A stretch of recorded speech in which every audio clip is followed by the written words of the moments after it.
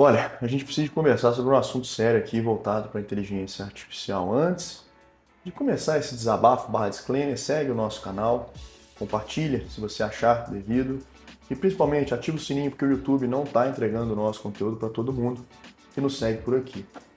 Você founder, você empresário, você empreendedor, apesar que eu não gosto muito desse termo, mas você empreendedor, você tem que tomar muito cuidado com o que você está trazendo de inteligência artificial para dentro da sua empresa, da porta para dentro, tá? Eu tenho visto hoje nas andanças por aí, né, nos workshops que a gente pratica, nas palestras, etc., muita gente vidrada e absolutamente entusiasmada com inteligência artificial, o que é ótimo, tá? E é absolutamente esperado para um movimento tão forte, tão potente, tão latente e principalmente, né, com tanto poder de mudar toda uma hierarquia, todo um sistema que existia aí por anos, né? E a gente entende que está no hype, por assim dizer. O problema é quando isso passa a tomar conta de uma parcela muito significativa da sua vida e da sua empresa, e principalmente quando você começa a caminhar, né, trilhar um caminho que você não sabe muito bem aonde vai dar, as coisas começam a se tornar um pouco perigosas. Eu quero falar com você, founder, que substituiu o seu SDR, aquela menina que batia as metas consistentemente, era uma boa funcionária, chegava e mantinha-se sempre dentro dos horários, respeitava toda a hierarquia, a ordem dentro da empresa e principalmente performava bem. Você foi lá e trocou por um agente de IA que te custou o olho da cara e hoje você está preso à empresa que construiu esse agente. É isso mesmo. Vou dividir esse nosso papo em algumas partes, por assim dizer. E em primeiro lugar, eu quero falar para você que nem toda solução de IA é viável e principalmente que nem toda atuação humana deve ser substituída dentro da sua empresa, tá? Então vamos lá, parte 1 aqui do nosso conteúdo. Para começar, meu amigo, você tem que avaliar muito bem, tá? No fundo, a essência das ferramentas de inteligências artificiais não é substituir o ser humano, e sim auxiliar o ser humano. Ela é uma ferramenta, tá? E como a essência da palavra, a semântica ferramenta, ela traz, é algo utilizado para exacerbar uma qualidade humana, né? É basicamente um utensílio que você utiliza para resolver problemas. Utilizar um utensílio passa por ser e pela capacidade humana. Não adianta você gastar fosfato e muito dinheiro criando um CRM para sua empresa que você não vai mais pagar a assinatura daqui ou dali, né?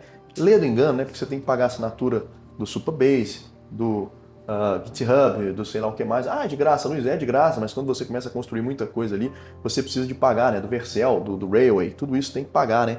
E você vai construir, você vai gastar tempo, dinheiro pra cacete, e principalmente o seu tempo, que vale muito para construir esse CRM, para substituir lá o HubSpot ou o Zorro, sei lá, que você usa hoje dentro da sua empresa. Cara, que funciona, não é 100% personalizado para você, obviamente, existem milhões de usuários dentro disso aí, mas que te custa R$ 250 por mês. Você vai substituir isso por, sei lá, 5 mil de cloud por mês?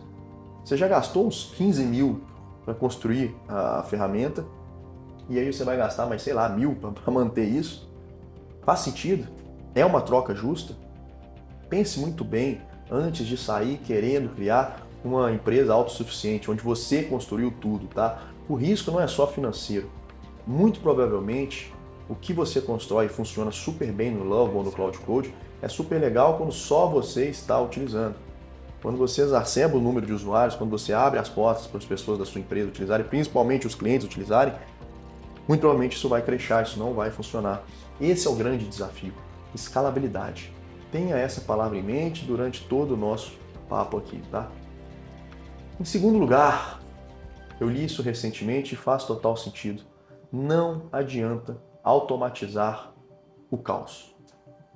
Se a sua empresa é uma bagunça, se a sua empresa não tem processos claros, ou se até tem os processos, mas os funcionários, as pessoas, os participantes, os atores dos processos, como a gente chama, não respeitam ou não seguem esses processos, não adianta você tentar automatizar absolutamente nada na sua empresa.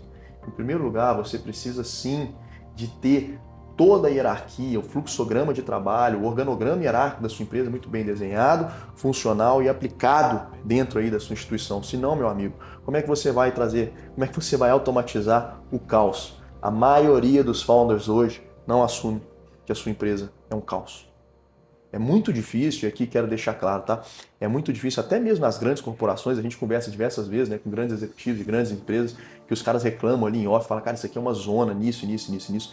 As pessoas, eu falo muito isso, né? Eu sempre fui, eu detesto essa palavra, vou ter que usar, né? Eu sempre fui empreendedor, sempre fui empresário. Eu nunca trabalhei em grandes corporações, apesar de trabalhar com as grandes corporações, e as pessoas não entendem o quão complexo e robusto é um processo de um simples e mero reembolso que o cara dá para a pessoa do comercial que viajou. Tem muitas engrenagens por trás envolvidas nisso, é um processo longo, chato, moroso, e que se qualquer ponto, se qualquer engrenagem trava em toda essa cadeia longa aí, o efeito cascata vai destruir todo esse processo. Então assim, de novo, tá? Não espere que você tenha uma empresa orquestrada que nem a orquestra sinfônica aí da tua cidade, cara. O negócio é o seguinte, você tem que ter um mínimo. Existe um mínimo exigido para que você possa automatizar as tarefas e principalmente, tá? As ações da sua empresa. Você não precisa, mais uma vez, você não precisa de ser o Google, você não precisa de ser a Tesla, você não precisa de ser a Apple, mas que você tenha um mínimo de governança, que você tenha um mínimo de processos bem definidos e que você tenha tudo isso desenhado. Sem isso, você vai automatizar o caos. E o caos, quando ele é automatizado, é muito difícil de desautomatizar, com a licença da palavra, tá? Em terceiro lugar, as ferramentas de inteligências artificiais não visam substituir totalmente as pessoas do seu time. Tira isso da sua cabeça, não fica lá na sua caverna, dentro da caverna, o dia inteiro codando, porque você vai substituir primeiro o financeiro, depois o back-office, administrativo, a menina do contas a pagar, o cara do contas a receber, o seu vendedor lá que é bom, o seu SDR. Cara, não é isso.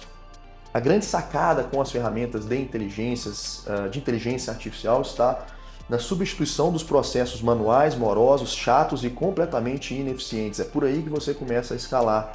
Já disse isso e todos esses pontos, né, todos esses steps aqui, a gente está no terceiro ponto, mas todos eles se entrelaçam em um só, né? E eles vão ter um pouquinho de cada um neles, né?